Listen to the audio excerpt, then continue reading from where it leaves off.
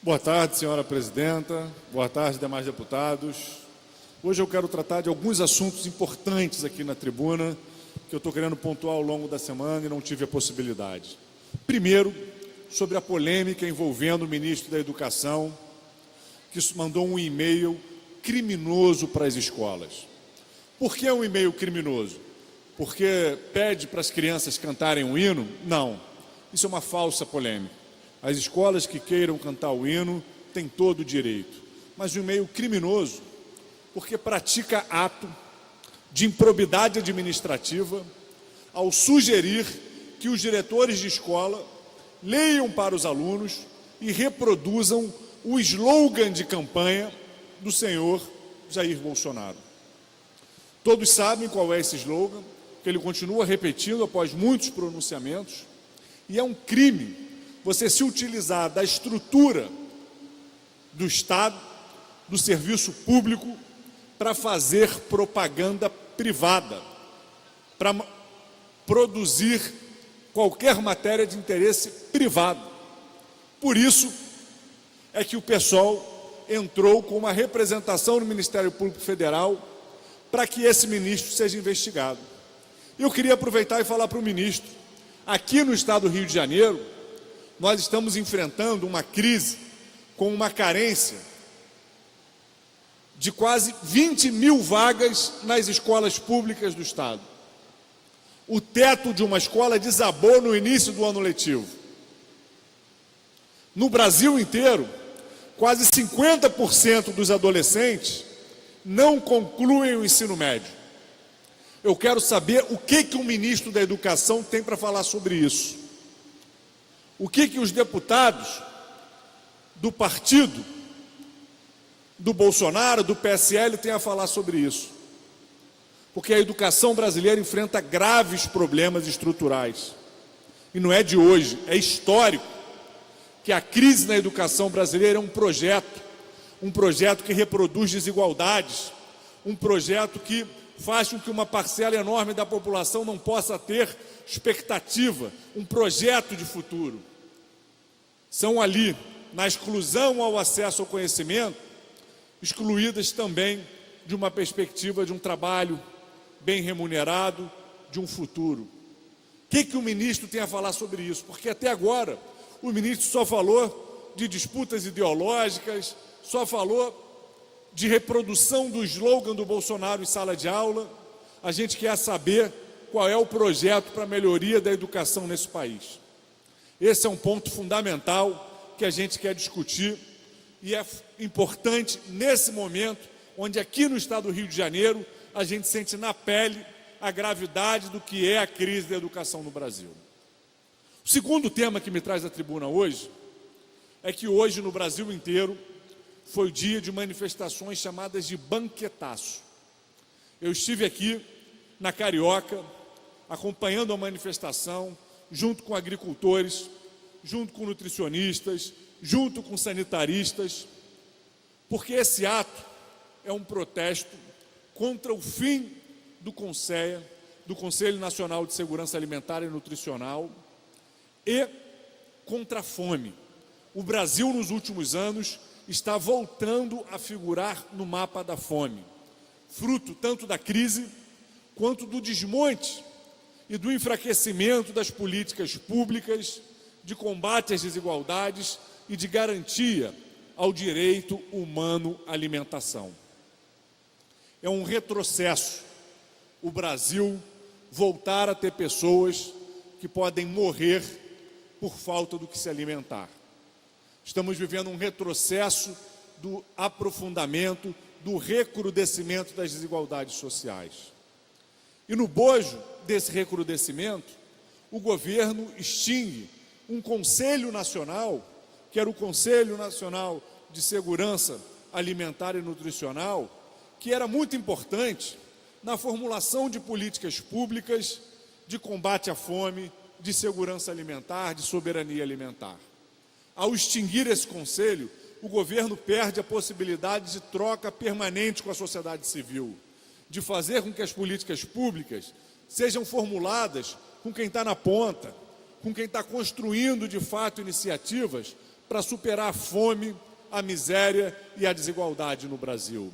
E não é à toa que a extinção do Conselho vem acompanhada da aceleração na aprovação dos agrotóxicos, no desmonte das políticas de demarcação das terras indígenas e quilombolas, da criminalização dos movimentos sociais ligados à reforma agrária, que o INCRA não quer mais recebê-lo por determinação governamental, quer criminalizar os movimentos sociais.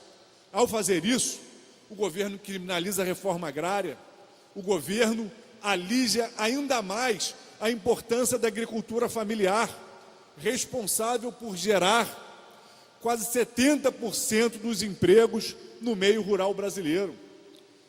Produz a maior parte dos alimentos e gera a maior parte dos empregos, mesmo contando com muito menos incentivos do que o agronegócio, do que a grande propriedade rural.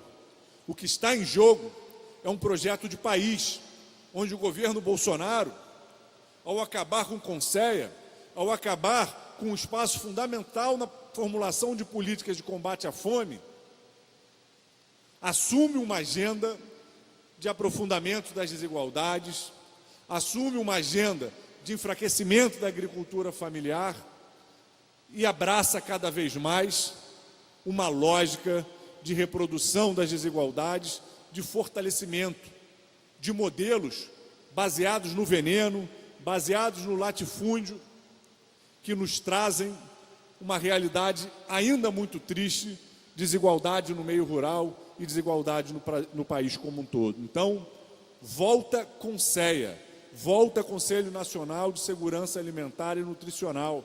É fundamental, primeiro, a existência de espaços democráticos de formulação e acompanhamento das políticas públicas.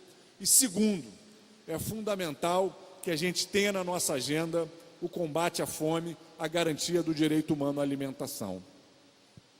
E por fim, eu venho aqui destacar um terceiro elemento. É a gravidade do que está acontecendo na América Latina com as ameaças de uma guerra contra a Venezuela. Eu tenho muitas críticas ao regime de Nicolás Maduro. Eu acredito que a democracia na Venezuela vem se enfraquecendo ao longo de um tempo, num contexto muito complexo. Lembro que a Venezuela, nos últimos anos, passou por diversas tentativas de golpe de Estado. A democracia vinha sendo fraturada cada vez mais e é necessário que se encontre uma saída democrática. Agora, o que nós estamos assistindo é uma tentativa de golpe de Estado com objetivos geopolíticos, que, infelizmente, o Brasil, rompendo sua tradição diplomática de buscar sempre a mediação, nos coloca muito perto de um cenário onde pode explodir uma guerra num país com quem nós temos milhares de quilômetros de fronteira. Isso é gravíssimo. Há uma semana atrás, manifestantes venezuelanos estavam vindo para o lado do Brasil tacar pedras contra o exército venezuelano do lado da Venezuela. O Brasil estava permitindo que as suas fronteiras fossem palco de provocação como parte da política externa irresponsável do senhor Jair Bolsonaro.